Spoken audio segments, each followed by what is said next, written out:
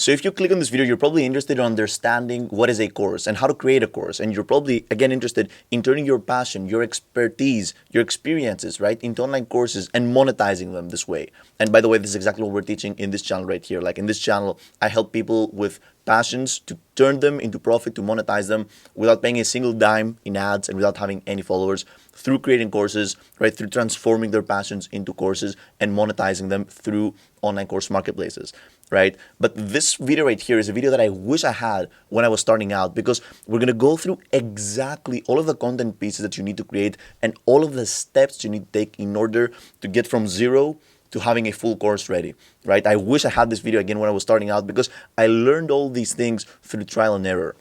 So right here in this whiteboard, I have exactly outlined the whole course creation process, and we're going to go through this together, right? So creating a course all comes down into these steps right here. You're going to need a thumbnail, an introductory video, 2 to 20 video lessons, and finally a thank you message. This right here is a course.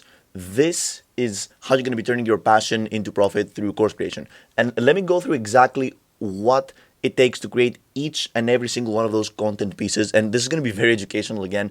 And once you understand this video right here, it all comes down into actually creating the lessons, which is kind of easy, right? So we start with the thumbnail. The thumbnail of a course is kind of different with the thumbnail of a YouTube video, because most of you guys know thumbnails from YouTube, right? But it's completely different.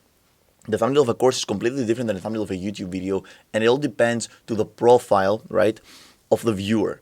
So usually people that consume content on YouTube are here for the entertainment. They don't really care that much, on the information. They don't really care that much on being educated. It's a completely different target avatar profile, right?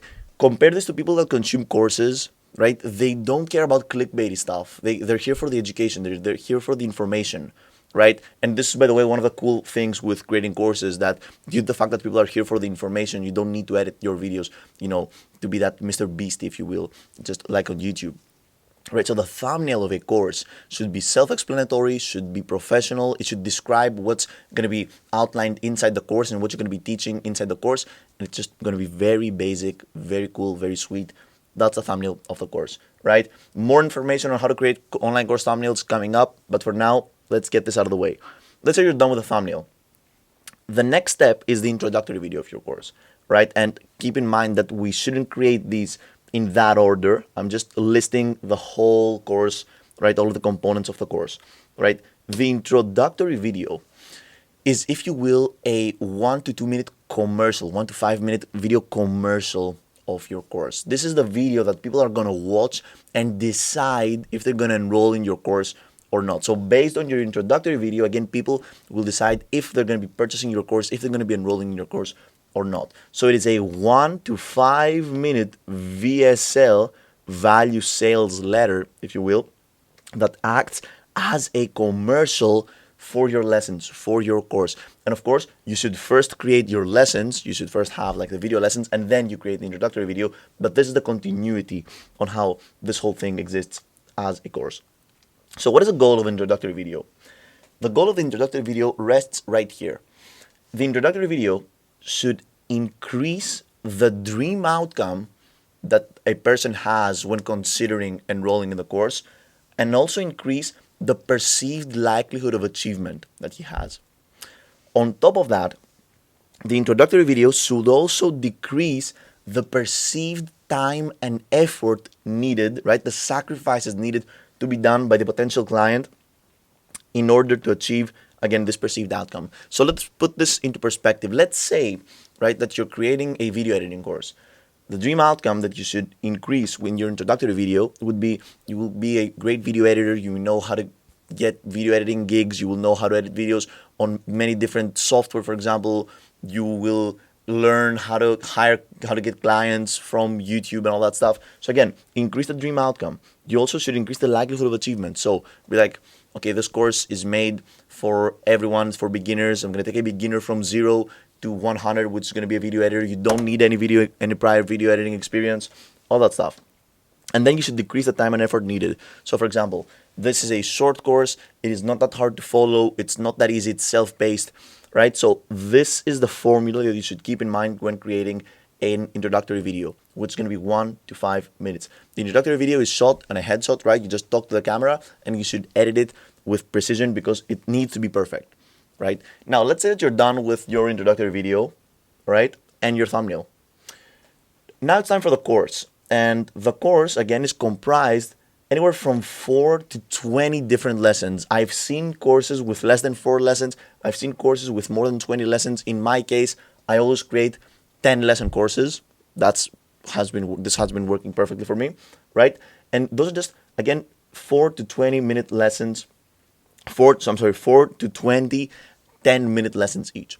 And each lesson, if we break it down, is comprised from the first part, which is the introduction, the second part, which is the main part of the lesson, and the third part, which is the conclusion. The introduction of a lesson, so when a lesson starts, right, you should just directly talk to the camera and be like, hey, in this lesson, we're going to do A, B, C, D, right?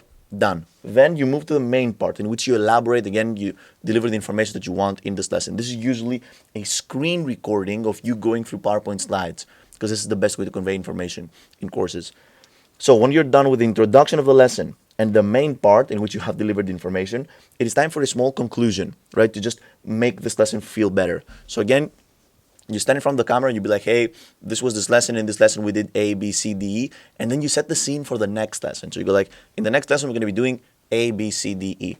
So this is how those lessons have a continuity, right? And they're interconnected together and people consume the whole course, which is extremely important if you're going to be uploading your course in online course marketplaces, right? So this is the course creation process. And in the exact same formula, we can create unlimited videos, right?